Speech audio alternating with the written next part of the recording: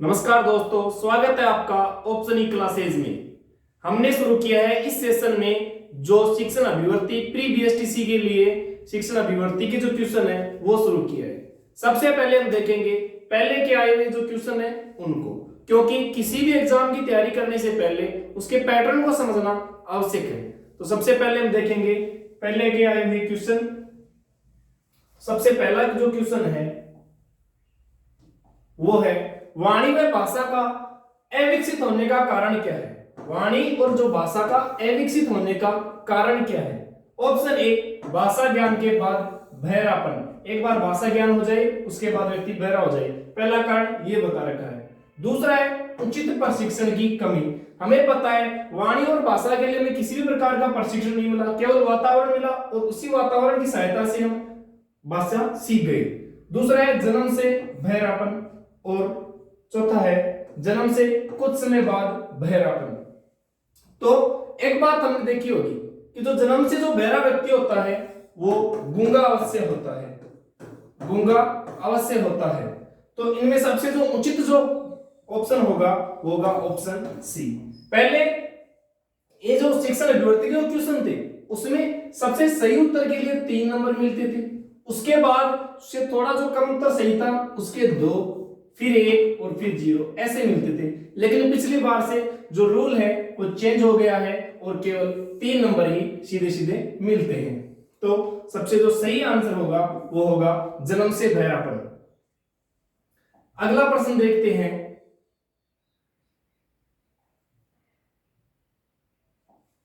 आपके मतानुसार सेवारत शिक्षक प्रशिक्षण कार्यक्रम आमुखीकरण का अच्छा उपाय है, यह कथन है। जो सेवारत शिक्षक प्रशिक्षण कार्यक्रम है ये आयोजित किए जाते हैं डाइट द्वारा ये प्रशिक्षण आयोजित किए जाते हैं और ये कथन अनिश्चित है, असत्य है, आंशिक सत्य है या सत्य है। तो ये जो कथन है वो बिल्कुल सत्य है, बिल्कुल सत्य है। आगे देखते हैं बालक के विकास में किसका अधिकतम योगदान होता है। एक अच्छे स्कूल का, पाठ्य पुस्तकों का, धनवान माता पिता का या योग्य व समर्पित अध्यापकों का। तो बालक के विकास में सबसे अधिक जो योगदान होता है वो होता है योग्य और समर्पित अध्यापकों का, क्योंकि एक योग्य अध्यापक ही बालक का सर्वांगीण विकास करता है। बालक का जो सर्वांगीण विकास है वो एक योग्य और समर्पित अध्यापक ही करता है। आगे देखते हैं एक शिक्षक की अपने सहकर्मियों के साथ किस प्रकार की अभिव्यक्ति होनी चाहिए। ऑप्शन ए है नकारात्मक, ऑप्शन बी सहयोगात्मक, ऑप्शन सी आलोचनात्मक और ऑप्शन डी रचनात्मक। तो शिक्षक की अपने सहकर्मियों के साथ, अपने साथियों के साथ जो अभिव्यक्ति है वो सहयोगात्मक होनी चाहिए, कोऑपरेट करने वाली होनी चाहिए। आगे देखते हैं शिक्षक का प्रमुख कार्य क्या है। एक शिक्षक का, यहां शिक्षक है, एक शिक्षक का प्रमुख कार्य क्या है। ऑप्शन ए जो पाठ्यक्रम है उसे समय पर पूर्ण करवाना, ऑप्शन बी छात्रों को प्रभावी शिक्षा देना, ऑप्शन सी छात्रों का मार्गदर्शन करना और ऑप्शन डी पक्षपातपूर्ण व्यवहार करना।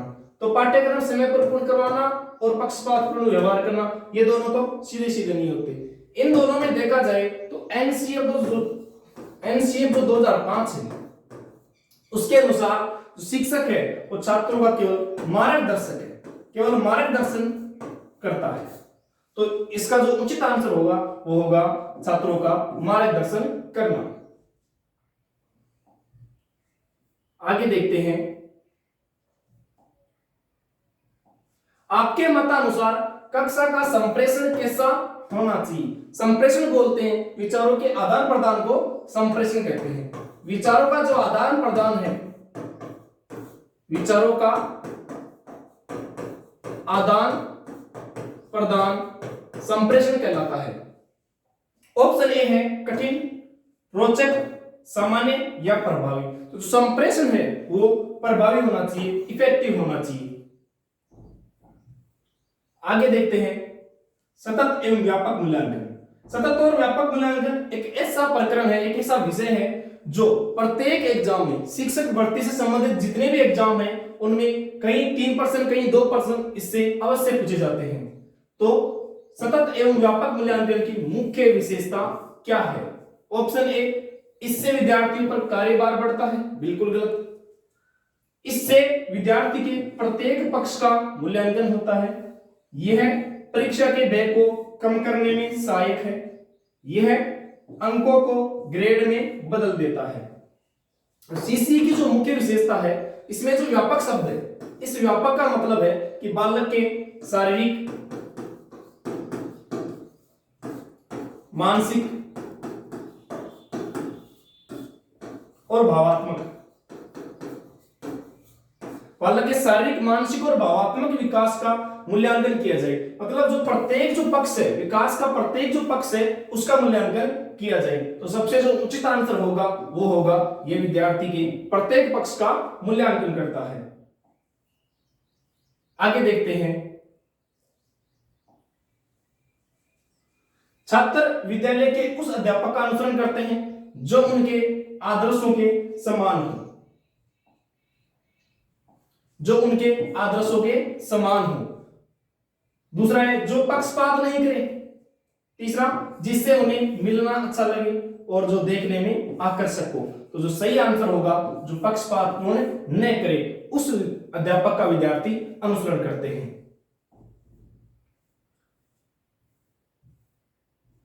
आगे देखते हैं, शिक्षक को अपने कार्य में निपुण होना चाहिए। इससे छात्र शिक्षक से ज्ञान प्राप्त कर सकेंगे या छात्र नियंत्रण में रहेंगे, छात्र शिक्षक के पास ट्यूशन पढ़ने जाएंगे या छात्रों को उचित निर्देशन मिलता रहेगा। तो अभी हमने देखा कि शिक्षक होता है वो मार्गदर्शक होता है, निर्देशक होता है। तो इसका जो राइट आंसर होगा वो होगा छात्रों को उचित निर्देशन मिलेगा। तो ऑप्शन बी अपना राइट आंसर हो जाएगा। आगे देखते हैं, उत्तरदायित्व की भावना का प्रारंभिक पाठ बालक ग्रहण करता है। उत्तरदायित्व की जो भावना है उसका प्रारंभिक पाठ बालक कहां से सीखता है? ऑप्शन ए है घर से, ऑप्शन बी स्कूल से, ऑप्शन सी है समाज से और ऑप्शन डी स्वयं से।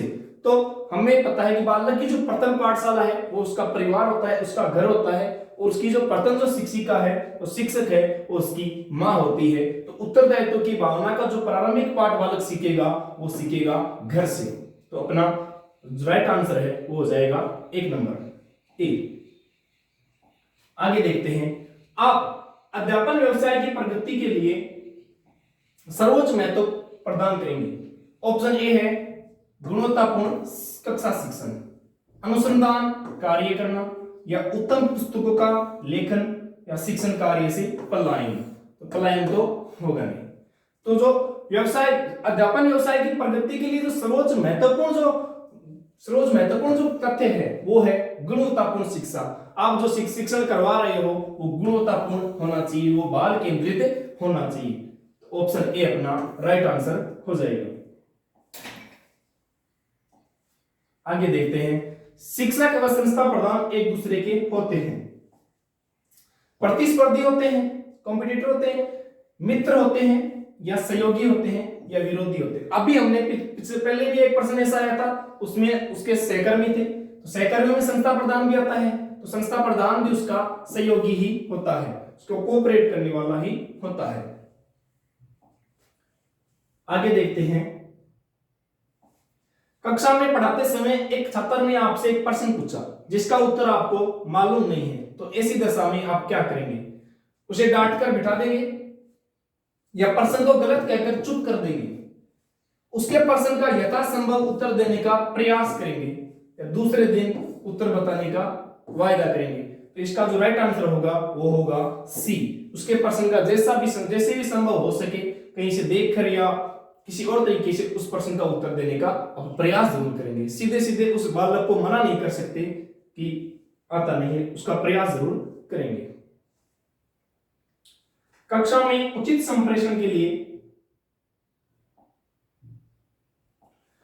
कक्षा में उचित संप्रेषण के लिए आवश्यक है कि आपका व्यवहार पूर्ण रूप से नाटकीय हो। यह कथन है। सही, गलत, संभवतः गलत या कह नहीं सकते। तो शिक्षक का जो व्यवहार है वो वास्तविक होना चाहिए, न कि नाटकीय। शिक्षक का जो व्यवहार है वो वास्तविक होना चाहिए। तो ये जो कथन है वो बिल्कुल गलत है, बिल्कुल गलत है, क्योंकि शिक्षक का जो संप्रेषण के लिए जो व्यवहार है ना वो वास्तविक होना चाहिए, नाटकीय नहीं होना चाहिए। आपकी राय में शिक्षक को समय पर विद्यालय आना चाहिए, क्यों? यह उनका कर्तव्य है। समय पर आने पर छात्र भी समय पर आएंगे, वे छात्रों के प्रेरणा स्रोत हैं। या समय पर आना जरूरी नहीं है। तो जो बालक है वो अनुकरण से सीखता है, देखकर सीखता है। अगर शिक्षक समय पर आ रहा है तो ही बालक समय पर आएंगे, अन्यथा नहीं आएंगे। तो इसका जो राइट आंसर हो जाएगा वो हो जाएगा बी। समय पर आने से जो छात्र हैं वो भी देख के अनुकरण करके समय पर आने की कोशिश करेंगे या समय पर आएंगे।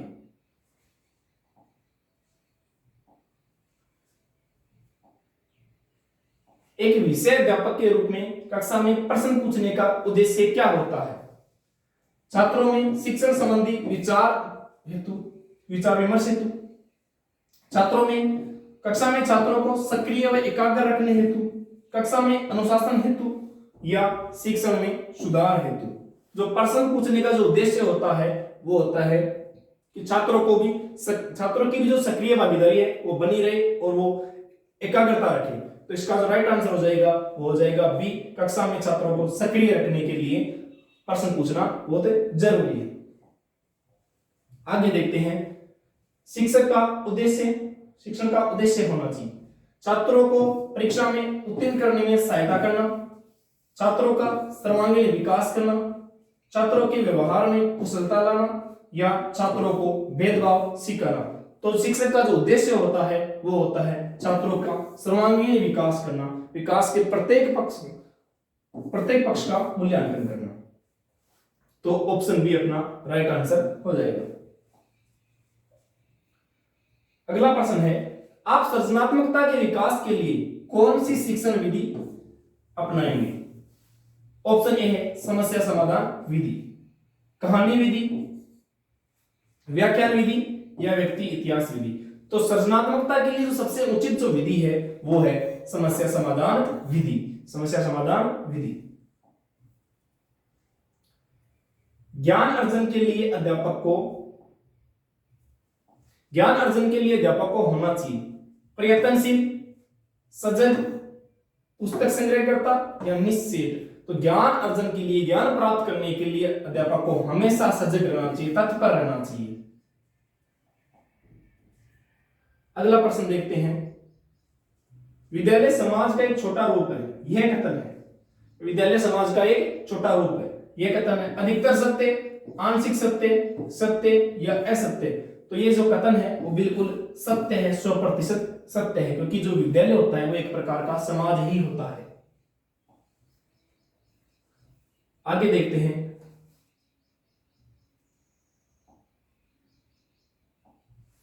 आपके मत अनुसार एक शिक्षक का मौलिक गुण क्या है? हंसमुख स्वभाव हो या आकर्षक वेशभूषा हो, अच्छा व्यक्तित्व हो या शिक्षण विधियों का ज्ञान हो। तो शिक्षक के लिए आवश्यक है कि उसका जो व्यक्तित्व है वो बिल्कुल अच्छा हो। तो अपना जो राइट आंसर है वो हो जाएगा अच्छा व्यक्तित्व।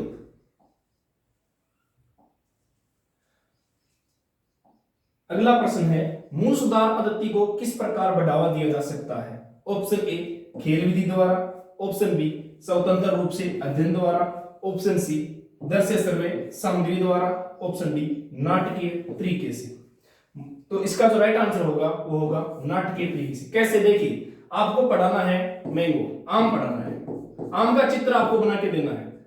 आप बना रहे हो कि बच्चों आम का चित्र बना रहे हो आप, जैसे आपने आम का चित्र बनाया और गलती से आपसे आम का चित्र नहीं बन के केले का चित्र बन गया, तो बच्चे कहेंगे बच्चों बताओ बच्चों ये क्या है? तो बच्चे आम नहीं कह करके केला बता देंगे, तो आप भी कह देंगे कि हाँ ये केला ही है। तो नाटकीय विधि से इस प्रकार पढ़ाया जाता है। भूल सुधार विधि है, भूल सुधार विधि।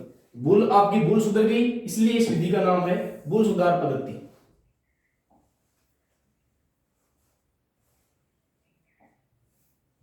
आपकी कक्षा में यदि सभी छात्र सही जवाब नहीं दे रहे हैं तो आप क्या करेंगे? आपकी कक्षा में यदि सभी छात्र सही जवाब नहीं दे रहे हैं तब आप क्या करेंगे? स्पष्ट करेंगे, उन्हें गृह कार्य दे देंगे, उनके माता पिता से शिकायत करेंगे, ये कक्षा में पाठ को दोहराएंगे। तो सीधी सी बात है, अगर सभी छात्र सही जवाब नहीं दे रहे हैं तो उस पाठ को आपको दोबारा पढ़ाने की जरूरत है। तो ऑप्शन डी आपका राइट आंसर हो जाएगा। आगे देखते हैं, सामाजिक बुराइयों को दूर करने के लिए आप जनता को जागरूक करेंगे, संकल्प लेंगे, कुछ नहीं करेंगे या पोस्टर द्वारा जागृति लाएंगे। तो इन सब कार्य सामाजिक बुराइयों को दूर करने के लिए आपको आवश्यकता होगी जनता को जागरूक करने की। तो ऑप्शन ए आपका राइट आंसर हो जाएगा। अगला क्वेश्चन है, आपके दोस्त का पुत्र आपकी कक्षा में पढ़ता है, उसके प्रति आपका व्यवहार होगा। ऑप्शन ए है अनुशासित, पक्षपातपूर्ण, सामान्य छात्र की भांति या पुत्र की भांति। तो चाहे कोई भी व्यक्ति, चाहे आपका खुद का पुत्र उस क्लास में पढ़ता हो, तब भी आपका जो व्यवहार है वो एक सामान्य छात्र की भांति होना चाहिए। तो राइट आंसर हो जाएगा ऑप्शन सी आपका राइट आंसर हो जाएगा। आगे देखते हैं, आप एक शिक्षक के रूप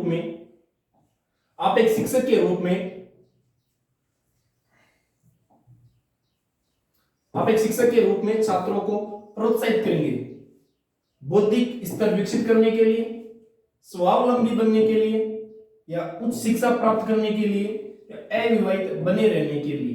तो शिक्षक के रूप में छात्रों को प्रोत्साहित करेंगे तो वो करेंगे स्वावलंबी बनने के लिए, वो आत्मनिर्भर बन जाए। तो ऑप्शन बी आपका राइट आंसर हो जाएगा। आपने शिक्षक बनना तय क्यों किया? क्या कारण है?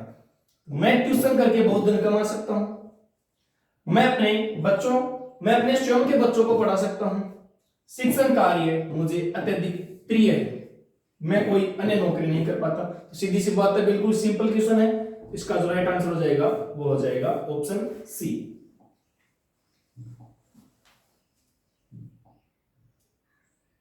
अगर प्री बीएसटीसी के अंदर सबसे जो स्कोरिंग सब्जेक्ट है तो शिक्षण विवर्ती है, इसमें आप पूरे नंबर भी ला सकते हो। आपके मतानुसार प्रभावी शिक्षण परिणाम है छात्रों से मित्रतापूर्ण व्यवहार का, पाठ्य वस्तु पर अधिकार एवं संप्रेषण का, अनुभव का और प्रशिक्षण का। तो सबसे जो प्रभावी शिक्षण होगा उसमें दो चीजें होंगी, एक तो आपको वो आपका जो पाठ्य वस्तु पर जो पकड़ है वो होनी चाहिए, दूसरी उस पाठ्य वस्तु को दूसरे तक पहुंचाने का तरीका आपको आना चाहिए। तो जो ऑप्शन बी है वो राइट आंसर हो जाएगा। पाठ्य वस्तु पर अधिकार और जो संप्रेषण उस पाठ्य वस्तु को अपने छात्रों तक पहुंचाने का जो तरीका है वो आपको आना चाहिए। आगे देखते हैं, व्यक्तिगत या सामूहिक रूप से प्रशंसा को तकनीकी भाषा में कहा जाता है। जो व्यक्तिगत और सामूहिक जो प्रशंसा की जाती है बालक की, उसे तकनीकी भाषा में क्या कहते हैं? ऑप्शन ए है अनुशासन, ऑप्शन बी है पुरस्कार, ऑप्शन सी है छात्रों में मतभेदता, ऑप्शन डी है कुशल प्रबंधन करने में सहायक। तो इसका जो सबसे उचित जो शब्द है वो है पुरस्कार, या इसी को कई बार कहा जाता है पुनर्बलन, रेनफोर्समेंट, पुनर्बलन, इसी को तकनीकी भाषा में कहा जाता है। आगे देखते हैं, यदि बालक का सामाजिकरण न हो तो वह किस प्रकार का बनेगा? ऑप्शन ए पशुवत, पशु की तरह, गैर सामाजिक, समाज के विरुद्ध जो कार्य करने वाला हो, या असामाजिक या पूर्ण सामाजिक। तो सामाजिकरण न होने पर वो बालक बनेगा असामाजिक। ऑप्शन सी आपका राइट आंसर हो जाएगा। आगे देखते हैं, गृह कार्य छात्रों को स्वाध्याय प्रेमी तो बनाता ही है, उसके साथ साथ छात्रों में तर्क और विचार शक्ति उत्पन्न करता है, घूमने की प्रवृत्ति को कम कर देता है, या विषय वस्तु का अभ्यास कराता है, या फिर थकान उत्पन्न करता है। तो स्वाध्याय जो गृह कार्य है उससे खुद जो सेल्फ स्टडी का गुण तो विकसित होता ही होता है, इसके साथ जो पढ़ाया गया है उसका अभ्यास भी बालक घर जाके करता है। तो विषय वस्तु का जो अभ्यास है वो भी स्वाध्याय जो गृह कार्य है वो करवाता है। ऑप्शन सी आपका राइट आंसर हो जाएगा। आगे देखते हैं, नेतृत्व एक विशेष प्रक्रिया का नाम है जिसके लिए दो उत्कृष्ट शब्द हो सकते हैं। देखिए, किसी समूह का नेतृत्व करने वाले व्यक्ति के जो विचार हैं, उसके जो गुण हैं, उसका जो समूह पर जो प्रभाव पड़ता है उसे बोलते हैं प्रभुत्व। उसे बोलते हैं प्रभुत्व। व्यक्ति के विचारों का समूह पर जो प्रभाव पड़ता है उसे बोलते हैं प्रभुत्व। और जो समूह है वो उस व्यक्ति का अनुसरण करे, उस व्यक्ति के विचारों का अनुसरण करे, उसे बोलते हैं अनुगमन। तो सर्वाधिक जो उचित जो शब्द होंगे वो होंगे प्रभुत्व और अनुगमन। ऑप्शन डी आपका राइट आंसर हो जाएगा। आगे देखते हैं, शिक्षक के लिए विद्यार्थी का मूल्यांकन कार्य करना इसलिए आवश्यक हो जाता है क्योंकि इसके लिए विद्यालय उसे वेतन का भुगतान करता है। यह सरकार के नियम और विनिमय में अलिखित होता है। इससे विद्यार्थी की अधिगम क्षमता का ज्ञान होता है और अधिगम क्षमता एवं उपचारात्मक स्थिति दोनों में सामंजस्य बना रहता है। तो मूल्यांकन कार्य इसलिए किया जाता है कि बालक की जो सीखने की जो क्षमता है उसका ज्ञान हो जाए, बालक ने कितना सीखा है इसका ज्ञान हो जाए। तो इसका जो राइट आंसर होगा वो होगा, इससे अधिगम क्षमता, अधिगम बोलते हैं सीखने को ही अधिगम बोलते हैं, इससे अधिगम क्षमता का ज्ञान होता है। ऑप्शन सी आपका राइट आंसर हो जाएगा। आगे देखते हैं, कक्षा में शिक्षण हेतु प्रवेश करने से पूर्व अपने को प्रसन्नचित बनाऊंगा, या दर्पण में अपना चेहरा निहारूंगा, या आज के पाठ की शिक्षण सहायक सामग्री से टीएलएम बोलते हैं साथ लेकर जाऊंगा, या अपनी पाठ्य योजना व्यवस्थित करूंगा। तो कक्षा में प्रवेश करने से पहले एक अच्छे शिक्षक का ये गुण है कि वो अपनी जो पाठ्य योजना है उसे कक्षा में जाकर क्या पढ़ाना है वो पहले से तैयार रखे। तो जो राइट आंसर हो जाएगा वो हो जाएगा ऑप्शन डी। आगे देखते हैं, शिक्षण व्यवसाय के लिए अत्यंत महत्वपूर्ण है अध्ययनशीलता, हमेशा पढ़ता रहना, ऊंची सिफारिशें, या शिक्षण अभिक्षमता, या अंकों का उच्च प्रतिशत। तो शिक्षण व्यवसाय के लिए सबसे जो उचित चीज है वो आप में वो अभिक्षमता होनी चाहिए, वो क्षमता होनी चाहिए शिक्षण की, तभी आप शिक्षण व्यवसाय कर सकते हैं। तो ऑप्शन सी आपका राइट आंसर हो जाएगा। आगे देखते हैं, एक शिक्षक होने के नाते क्या आप अपने पुत्र को शिक्षक बनने को कहेंगे? ऑप्शन ए है नहीं, क्योंकि इस व्यवसाय में कुछ नहीं रखा। हाँ, यदि वह स्वेच्छा से इसके लिए सहमत होता है। ऑप्शन सी है कह नहीं सकते। ऑप्शन डी हाँ, अगर आपका पुत्र स्वेच्छा से सहमत होता है तो आप उसे हाँ कह सकते हो। ऑप्शन बी आपका राइट आंसर हो जाएगा। अगला क्वेश्चन है, आपकी राय में वर्तमान शिक्षा व्यवस्था में आवश्यकता की प्राथमिकता है, किस सुधार की आवश्यकता की प्राथमिकता है? शिक्षा का व्यवसायीकरण कर दिया जाए, या मूल्यांकन व्यवस्था में बदलाव, शिक्षा में कंप्यूटर का अधिकाधिक प्रयोग, या पाठ्यक्रम में समय अनुसार बदलाव? तो जो सबसे जो प्राथमिक जो आवश्यकता है वो समय के अनुसार पाठ्यक्रम में बदलाव होना चाहिए। ऑप्शन डी आपका राइट आंसर हो जाएगा। आगे देखते हैं, नेतृत्व का बुनियादी आधार माना गया है। नेतृत्व का बुनियादी आधार माना गया है। ऑप्शन ए प्रशंसा, ऑप्शन बी सेवा की इच्छा, ऑप्शन सी समूह का हित, और ऑप्शन डी है कुछ कह नहीं सकते।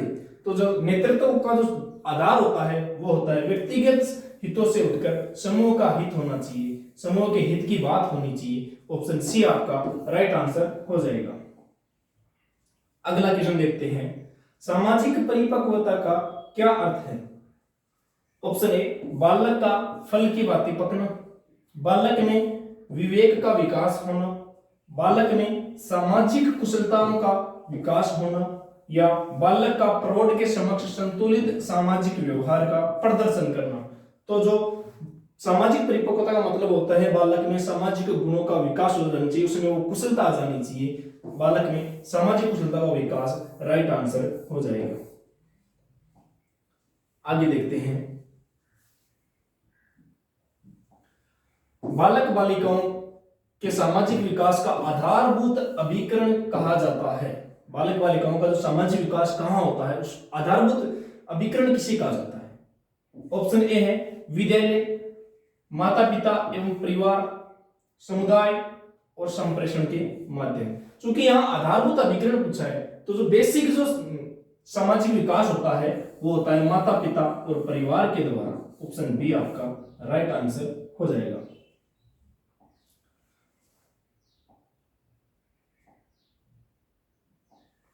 यदि एक विद्यार्थी आपको अपनी पारिवारिक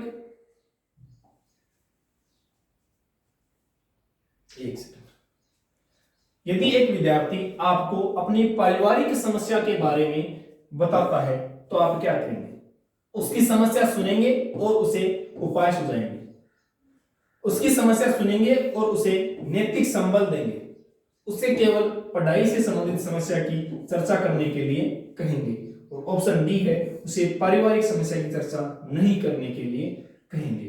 तो जो राइट आंसर होगा वो आपको उसकी समस्या भी सुननी पड़ेगी और उसके जो संभव जो उपाय हैं वो भी सुझाने पड़ेंगे, वो भी बताने पड़ेंगे। ऑप्शन ए आपका राइट आंसर हो जाएगा। आगे देखते हैं, आपके मतानुसार सीखने के लिए सर्वाधिक आवश्यक है, सबसे जरूरी क्या है? सीखने के लिए आवश्यक क्या है?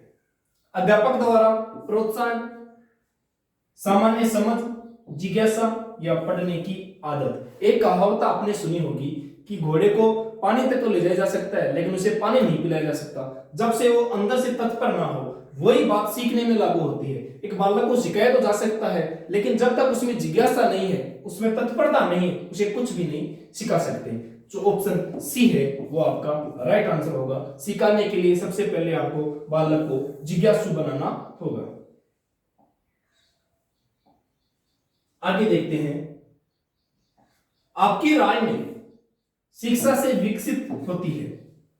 ऑप्शन ए बौद्धिकता, ऑप्शन बी योग्यता, ऑप्शन सी परिपक्वता, ऑप्शन डी इनमें से कोई नहीं। तो शिक्षा व्यक्ति को परिपक्व बनाती है, तो शिक्षा से परिपक्वता विकसित होती है।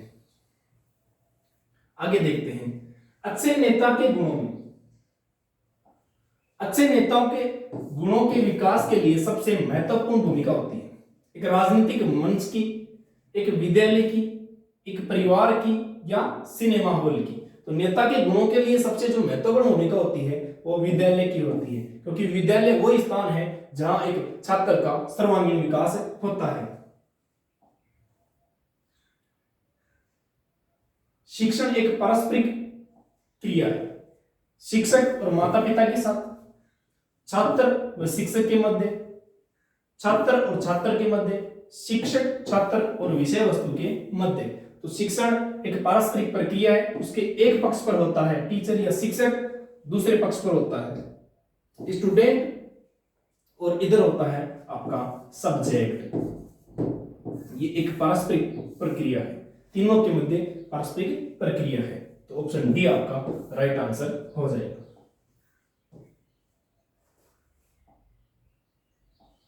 आपकी राय में अंतरवैयक्तिक संबंधों का आधार क्या है? अंतरवैयक्तिक संबंधों का आधार क्या है? क्यों हम दूसरे व्यक्ति को अपना मित्र बना लेते हैं? विचारों की समानता, क्षेत्रवाद, शिक्षा या रुपया पैसा। तो जो संबंधों का जो आधार होता है वो होता है विचारों की समानता। आपके विचार दूसरे से मिलने चाहिए तभी संबंध बनते हैं। ऑप्शन ए आपका राइट आंसर हो जाएगा। अगला क्वेश्चन, बालक की नींव प्राथमिक स्तर के अध्यापक द्वारा निर्मित होती है, अतः उसका कार्य है निर्णायक, सरल, कठिन या महत्वपूर्ण। तो बालक की जो नींव है वो प्राथमिक स्तर के अध्यापक द्वारा निर्मित होती है। तो इसमें जो अध्यापक का जो कार्य है वो एक निर्णयकर्ता का या निर्णायक का है। अध्यापक को निर्णय लेने होते हैं। अगला क्वेश्चन देखते हैं, विद्यार्थियों में तार्किक योग्यताओं एवं सृजनात्मक चिंतन का विकास करने के लिए शिक्षक को क्या करना चाहिए? ऑप्शन ए है समूह परिचर्चा, समूह में बैठकर वाद विवाद करना। ऑप्शन बी होता है सेमिनार। ऑप्शन सी है वाद विवाद। ऑप्शन डी है छात्रों को प्रवचन देना। तो वाद विवाद का जो बड़ा रूप होता है वो होता है सामूहिक परिचर्चा। तो इनमें सबसे जो उचित आंसर होगा वो होगा ए, ऑप्शन ए आपका राइट आंसर होगा। आगे देखते हैं, आपकी राय में एक अच्छे शिक्षक के लिए क्या आवश्यक है? अपने सहकर्मियों में लोकप्रियता, शिक्षण कार्य के प्रति प्रतिबद्धता, या एक प्रभावी अन्वेषक, या अपनी संस्था के प्रति निष्ठा। तो जो शिक्षक का जो कार्य होता है वो होता है शिक्षण का, और शिक्षक को उस कार्य के प्रति प्रतिबद्ध होना चाहिए, कटिबद्ध होना चाहिए, दृढ़ होना चाहिए। ऑप्शन बी आपका राइट आंसर हो जाएगा। अगला और लास्ट क्वेश्चन है, निम्न में से शिक्षक के कौन से निजी गुण शिक्षण को प्रभावित करते हैं? ऑप्शन ए संवेदनशीलता, ऑप्शन बी सामाजिक कुशलता, ऑप्शन सी शारीरिक शक्ति, और ऑप्शन डी प्रबंध क्षमता। एक शिक्षक को सीखने के लिए और सिखाने के लिए सदैव तत्पर रहना चाहिए, संवेदनशील रहना चाहिए। ऑप्शन डी आपका ए आपका राइट आंसर हो जाएगा। तो जैसे ही अपने जो प्रीवियस ईयर के जो क्वेश्चन हो जाते हैं उसके तुरंत बाद हम आपकी जो कला थ्योरी की जो क्लास है वो स्टार्ट कर देंगे।